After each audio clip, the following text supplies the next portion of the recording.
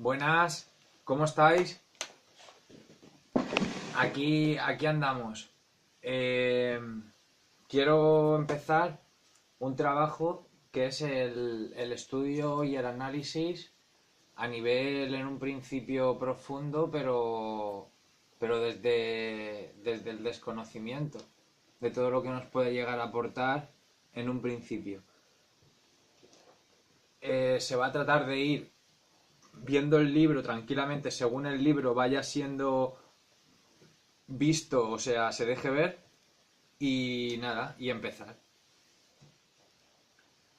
Lo tengo forrado, dedicado, o sea que solo es empezar. Así que nada, ateísmo estético, arte del siglo XX, de la modernidad al modernismo. Antonio García Trevijano Forte, Landucci. A mi hijo Juan Diego, maestro en arte ecuestre. Prefacio, capítulo 1, criterios del gusto y de la belleza. Capítulo 2, la razón del arte. Capítulo 3, tres paradigmas de la razón en el arte. Capítulo 4, la expresión estética. Capítulo 5, arte de pensar y de mirar el arte. Capítulo 6, de la modernidad al modernismo. El grito, la revolución de Cézanne, lujo, calma, voluptuosidad, la señorita de Avignon, pintura naif, el puente, Cococha, cubismo y abstracción, oasis de la belleza, Modigliani, Chagall, futurismo, pintores rusos en Murnau, pintura comunista, el pintor más influyente, el jinete azul, la originalidad de Duchamp, de Chirico, dadaísmo, pintura musical. Capítulo séptimo, de la deshumanización a la inhumanidad del arte. Conclusión, índice de imágenes. Prefacio.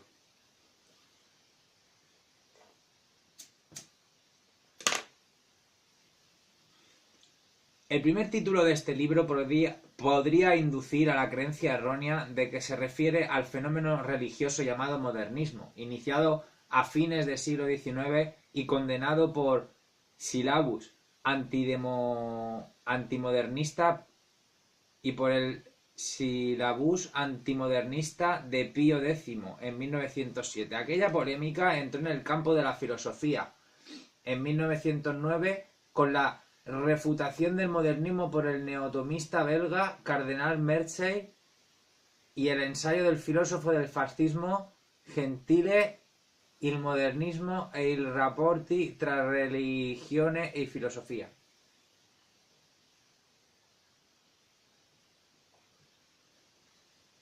Pese a las concomitancias entre el modernismo religioso contrario a los dogmas trascendentes del catolicismo y el manifiesto futurista de ese mismo año, 1909, contra todo el arte tradicional, he puesto como título principal Ateísmo estético, arte del siglo XX, para anunciar que solo utilizo la voz modernismo ocasionalmente para referirme al fenómeno cultural que apadrinó ayer y justifica hoy la degeneración inhumana del arte. Pues este ensayo no se ocupa del modernismo cultural, sino del arte del siglo XX.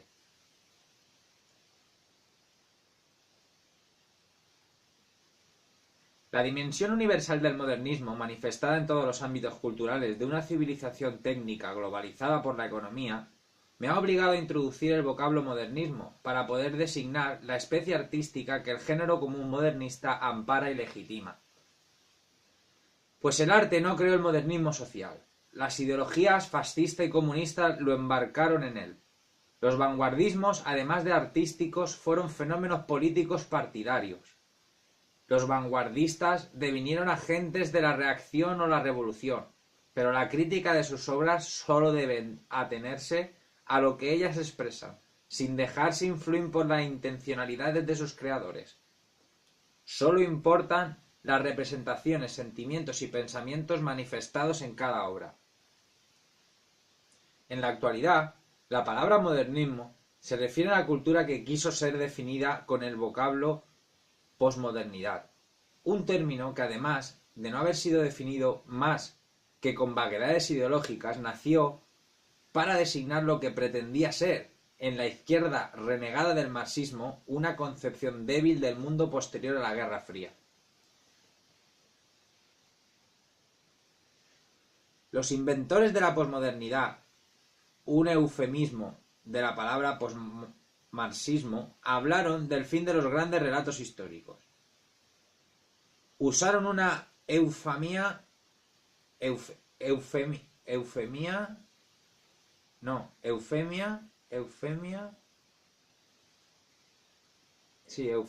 e ideológica para no decir fin de las ideologías.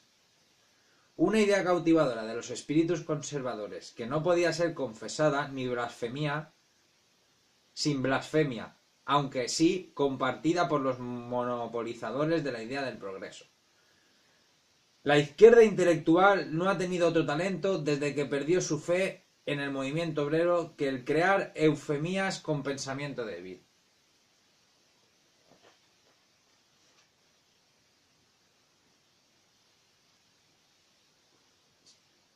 Nunca me gustó el término posmodernidad. Su prefijo indica que la actualidad, concepto clave en la filosofía fascista de Gentile, solo alcanza a definirse por no ser ya que existía antes.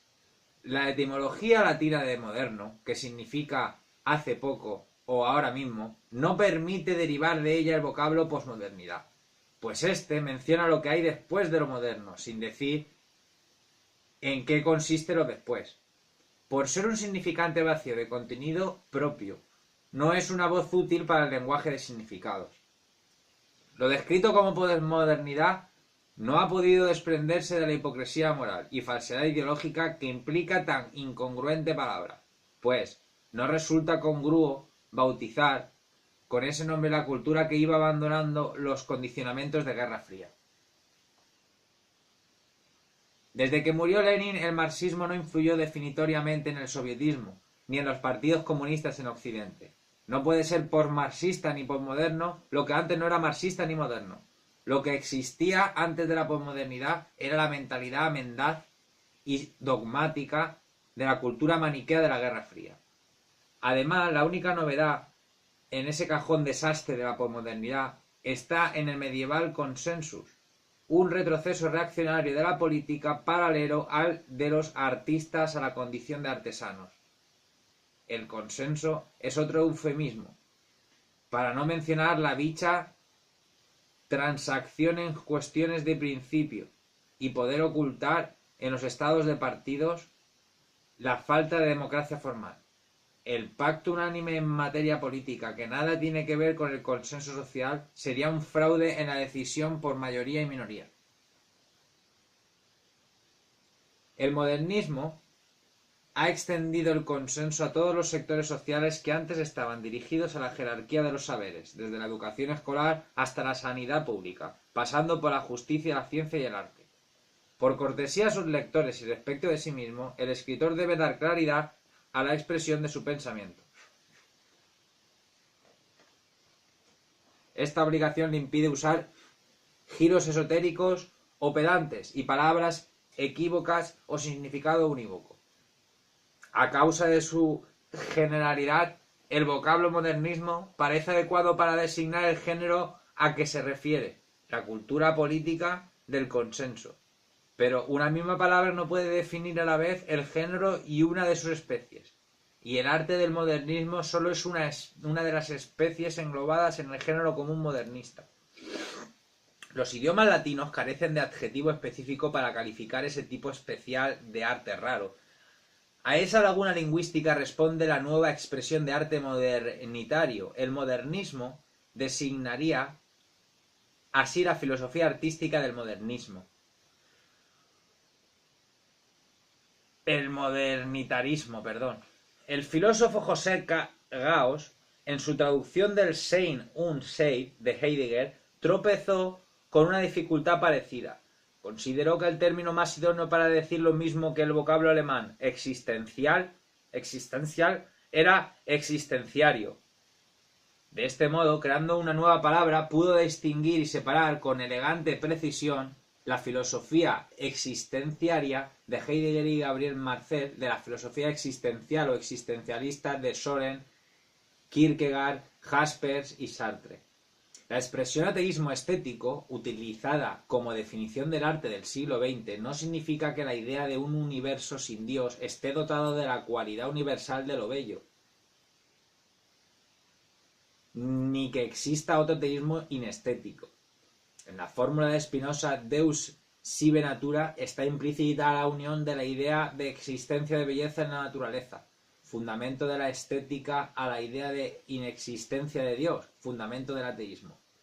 Paul Hazard llamó deísmo poético al ensayo sobre el hombre, de Pope, y la teoría del arte, de Lessing, bien puede llamarse deísmo estético. La imitación de la naturaleza nunca puede ser un defecto, pues está basada en la oposición a las expresiones politeístas del clasicismo. Pero este no es sentido que he querido dar. No es, en este libro, a la expresión ateísmo estético, que ha sido exclusivamente pensada y acuñada como pura sinonimia de nihilismo estético. La probidad de los autores de ideas y pensamientos obliga a titular sus libros de manera ajustada a las materias de que se tratan. El lector no puede ser engañado con titulares de fantasía que no se correspondan al texto, pero este deber no puede llevarse hasta el extremo, casi obligado, en los libros de ensayos anteriores y coetáneos a la Ilustración, de describir con largueza, en la portada, el resumen de la tesis defendida en la obra. La expresión ateísmo estético sin antecedentes en la literatura religiosa filosófica parece adecuada para despertar la curiosidad en un amplio sector de personas interesadas en cuestiones de arte, de religión y de estética, pero como título único induciría a engaño. En cambio, tal como aparece en la cubierta junto al título orientativo que le precede, el letrero anunciador del contenido de la obra es bastante indicativo. En síntesis, traduce exactamente lo que el lector va a encontrar dentro. Si lo hubiera titulado al modo antiguo, de cómo el paso de la modernidad al modernismo ha concluido a la negación de la estética en el arte del siglo XX, no habría añadido nada a lo que ya está dicho. En fin, la palabra ateísmo me ha parecido ser una elección pertinente para asociar a la falta de fe en los valores positivos de la estética, pues permite despejar cualquier última duda sobre el significado del vocablo modernismo que en la historia de las ideas aparece vinculado a la agitación teológica mencionada al comenzar este prefacio, y en la historia del arte al movimiento literario hispanoamericano de finales del siglo XIX que tuvo su mejor expresión en la nueva estética del gran poeta nicaragüense Rubén Darío. Y sin más, empezaríamos con el capítulo 1, criterios del gusto y de la belleza. El gusto comienza siendo algo natural y espontáneo. La naturalidad del gusto, consustancial a las funciones elementales de los seres animados, ha sido decisiva para recatar o recluir en lo apartado determinadas acciones biológicas. Pero el buen gusto, exclusivo de la humanidad, se manifestó más pronto de lo que hasta hace poco se creía. Con él comenzó a distinguirse la útil herramienta de la inútil obra de arte. Aunque lo bello en lo útil no fuera todavía la belleza, desde su origen produjo deleites espirituales íntimos que se integraron en las riquezas de los placeres naturales. La utilidad asistió al nacimiento de la belleza artística. Las reglas de urbanidad reprimen la naturalidad, en aras de convenciones sociales de las que no puede derivar la personalidad del gusto. Pues la formación del buen gusto personal tiene necesidad de un recorrido de ida y vuelta a la naturaleza. Comienza cuando la juventud exagera, para hacerlos más patentes o cercanos, los fuertes atractivos que encuentran aspectos de la naturaleza, física social, que de improviso le pasman por su grandeza o le tranquilizan por su placidez, hasta que su repetida contemplación, sin algo original o personal que retenga el entusiasmo, le aburren. La belleza natural, fuente inagotable de placer, difícilmente llega a tener la primera de las pasiones, la admirativa, el hábito, la anestesia, como la belleza de los objetos útiles. En la madurez se llega al buen gusto procediendo al contrario. Se elimina de la naturaleza y de la sociedad todo lo que obstaculiza la reproducción de aquellas emociones espontáneas que recuerdan el corazón de la juventud. Parece el secreto natural de esa sabia ingenuidad que se complace siempre con lo bello. El decoro a la urbanidad enseña a reprimir la naturalidad en las formas cultivadas de la vida social. Esa educación despierta en porciones la sensibilidad estética. Por la intuición, tarda en descubrir el sentido único, por irrepetible, de las experiencias vividas con emoción juvenil, que el deseo tiende siempre a reproducir. Por eso, No es extraño encontrar rasgos infantiles en las expresiones del gusto y un resto de inmadurez en las formas sofisticadas del buen gusto. La inteligencia eleva el rango de gusto instintivo, haciéndolo más afín a otras excelencias culturales, pero siempre será el instinto natural quien seguirá decidiendo las preferencias. De ahí la trascendencia de aquellas épocas, la primera infancia y la pubertad, donde se fijan las admiraciones culturales y las atracciones. Así se ha podido decir con mucha pertinencia que la mitad de nuestras normas estéticas procede de nuestros primeros tutores y la otra mitad de nuestros primeros amores. Esas experiencias originales, incluso borradas del recuerdo, marcan los cauces por donde discurrirán, como si fueran nuevas, las inclinaciones al buen gusto. Un asunto de adecuación a la edad del instinto que produce afinidades selectivas y a la cultura del carácter que produce acciones distinguidas. El atractivo de las bellezas singulares encontradas en la juventud produce, en las primeras contemplaciones del arte, más recreaciones que admiraciones. El buen gusto es, en definitiva, un asunto que depende de la condición cultural del carácter. Y como los factores culturales mudan con los tiempos, los criterios del gusto pueden adaptarse a esos cambios, si no quedaron prisioneros de una fijación prematura o se dejan arrastrar por la adicción a los patrones de seguridad electiva impuestos por las modas. Precisamente concebidos para la ingente masa adocenada que carece de criterios personales del gusto. Bajo el imperio de las modas, los gustos estéticos dejan de responder a las divergencias de temperamentos naturales y de refinamientos culturales, y se uniforman por la efectividad de la propaganda de los fabricantes del gusto social. Los criterios del buen gusto han corrido parejos a los que disciernen la belleza femenina. El igualitarismo sexual de las rebeliones juveniles del 68 arrumbó en el arcaísmo las bellezas que alumbraron el nacimiento del cine y los modelos de beldad femenina. La venustidad había causado más desigualdad que la producida por la clase social o la sabiduría. Esa injusticia natural se quiso corregir con la justicia social de igualar el atractivo entre sexos. Los gustos se unificaron. La minifalda hacía deseables por igual a las jóvenes y prosperó el falso tópico circunscrito antes a los ámbitos sociales de la intelectualidad de que inteligencia y belleza están divorciadas, tópico que quiso ser brillante con el exabrupto de Wilde. La inteligencia destruye fatalmente la armonía de un rostro. Las bellezas del cine destruyeron esa falsa creencia. Las grandes estrellas femeninas y masculinas mostraban a millones de espectadores una madurez reflexiva, una virginidad intuitiva, raras de vez en el campus universitario, donde los jóvenes creían estar derogando la aristocracia estética con la democratización de inteligencias y concupiscencias. Lo mismo sucedió con la belleza artística que rebajó el nivel de exigencia estética. La modernidad se hizo más efectista que causante de placer. Igualó al talento en todas las manifestaciones del arte, como si no hubiera jerarquía en los valores estéticos, y olvidó que todas las valoraciones de lo artístico son tributarias de los tipos de belleza inteligente e emocionante, creados por obras inmortales en la historia del arte. Pese a la inteligencia suprema atribuida a lo natural, cuya evolución está dictada por el fracaso de sus continuos errores, hados, la lucidez mental no está presente en la belleza de un felino, una flor, una montaña, mientras que no hay obra de arte genial que deje de transmitir inteligencia universal en la expresión de su belleza particular, donde la lucidez reina, deviene inútil la escala de valores. Camus.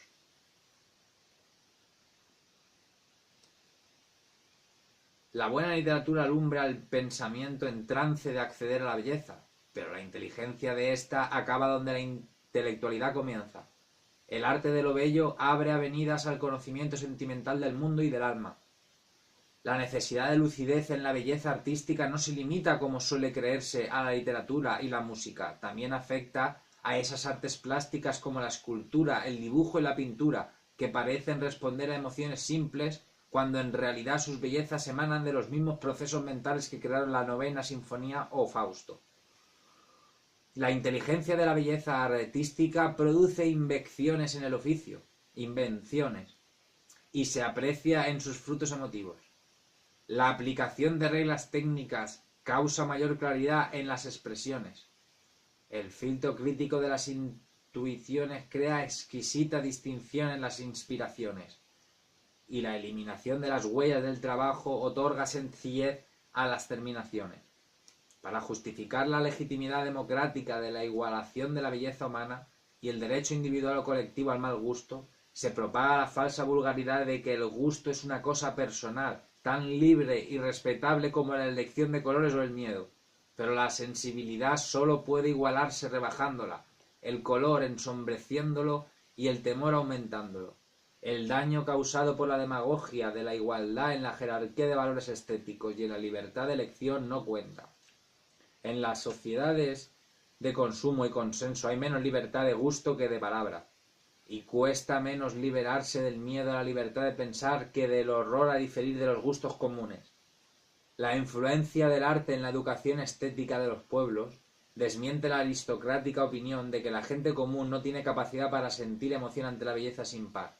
Toda persona normal, si educa su gusto, aprecia lo genuinamente bello. Y si esa educación no reprime la sinceridad de sus sentimientos, puede extasiarse incluso ante la contemplación de una belleza inalcanzable. La mística, experimentar ese tipo de gozo. Aunque los criterios estéticos no son lo del buen gusto, sin embargo, los incluyen. Lo bello es irreconciliable con el mal gusto, aunque el modernismo haya derogado esa constante. Causas políticas y económicas producen la uniformidad del gusto. La gran masa impone la zafiedad como negocio de la moda. El refinamiento se recluye en lo íntimo y desapercibido, y cuando por azar se descubre el gusto común, lo toma por manifestación de modales, propios de una clase social sofisticada y de una época superada. Pero no siempre fue así. El buen gusto de unos pocos cambió a veces el mal gusto popular. Los genios del arte educaron la sensibilidad de patricios y plebeyos, pues el gusto es el buen sentido del genio. Chateaubriand. La influencia del arte en la educación estética de los pueblos desmiente la opinión elitista sobre mayorías imposibilitadas de emocionarse con lo bello y minorías sensibles a la belleza. La sensibilidad común continúa reconociendo la belleza natural, pero siempre ha necesitado de una mediación para descubrir la belleza artística. Esa función mediadora, antes realizada por las clases aristocráticas, la desempeñan hoy los medios de comunicación social. Para saber de qué se trata en realidad, cuando hablamos con rigor de la belleza artística, no se debe poner la esperanza de disfrute de lo bello en lo que tienen de esperado los aspectos normales de la vida humana. Lo habitual no es el rincón donde se vislumbra la belleza. La democratización estética no puede consistir en considerar bello todo lo común a la humanidad, como la demagogia modernista propone respecto de los actos de habla o de sexo, que no tienen nada de asombrosos, a no ser que los acompañe algo tan excelso como el arte de la elocuencia, el más raro, o el del amor, no tan común como se cree. El asombro ante lo raro y lo extraño, que nos llama la atención, porque no estamos habituados a verlo, o porque lo veíamos antes de otra manera, nos mete de improviso en un estado interior de emotiva expectación, una especie de antesala de curiosidad, de la pasión admirativa, que da paso a salones de muy distinto espacio para las emociones del gusto. Allí se puede encontrar desde el disfrute de lo bello o lo sublime hasta el placer morboso ante la exhibición desconsiderada del gusto por el horror, lo feo o lo trivial. La corriente igualitaria del gusto se desliza cuesta abajo hacia las anchas praderas donde se pastan las emociones de las muchedumbres.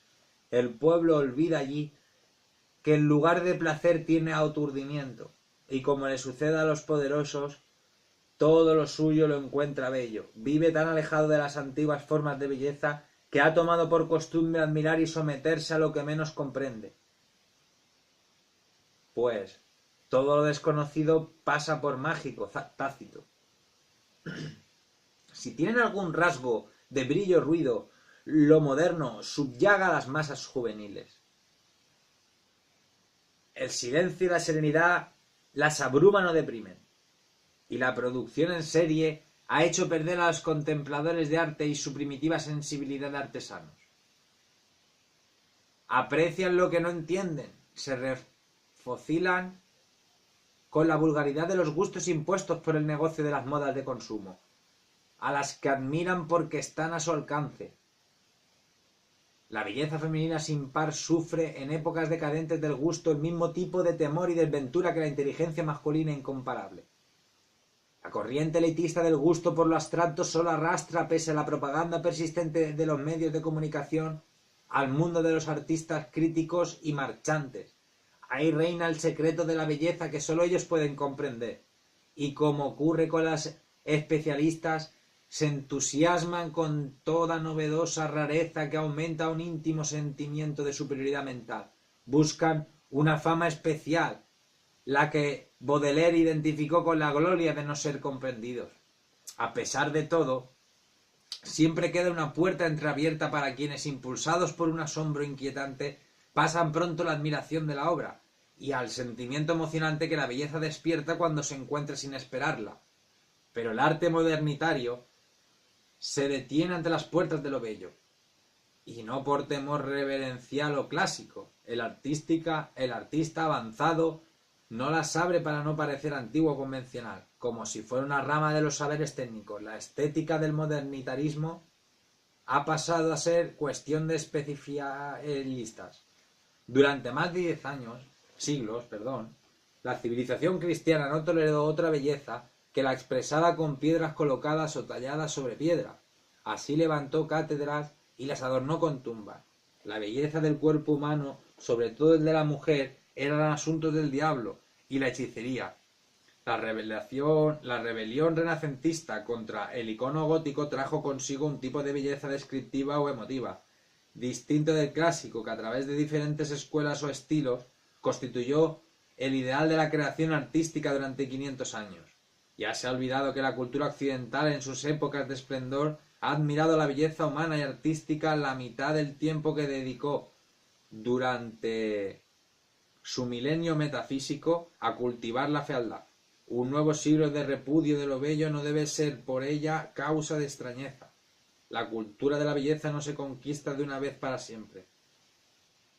Al expansionarse la conciencia de clase y buscarse la gloria en el Estado, sucedió que las geometrías cúbicas de los ideales totalitarios, la fascinación por los ingenios industriales, la libre fantasía de los sueños y las máscaras primitivas se compusieron como alternativas del arte a los modelos aristocráticos o burgueses de belleza. La nueva mentalidad artística, liberada de sus tradicionales acomodos a las fuentes de la razón y a los gustos educados, miró el mundo de las personas y las cosas con las chatas nivelaciones de la mediocridad, buscando la originalidad por mor de la originalidad, y rompiendo tradiciones estéticas sin justificarse en razones éticas. La razón del arte contemporáneo se refugió en la abstracción amoral y el experimento alógico.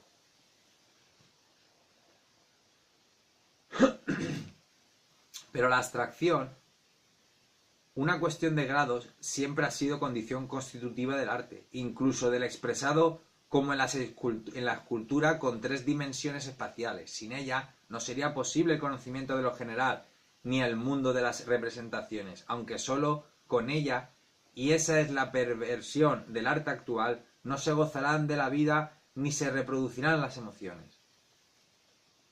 La abstracción que selecciona el color y lo aísla de las formas, separándolo de los objetos coloreados en la naturaleza, puede tener algún interés como experimentación de un componente esencial de la pintura, pero convertida en la obra acabada, para su contemplación estética, no traspasa el umbral de las imágenes espectrales. Ese no es el sueño del arte, sino una verdadera pesadilla para la ideal de los valores estéticos que traspase incluso las fronteras del esteticismo, condenado por Kierkegaard en el tanto que estadio inferior del arte, en tanto. Ahora seguimos.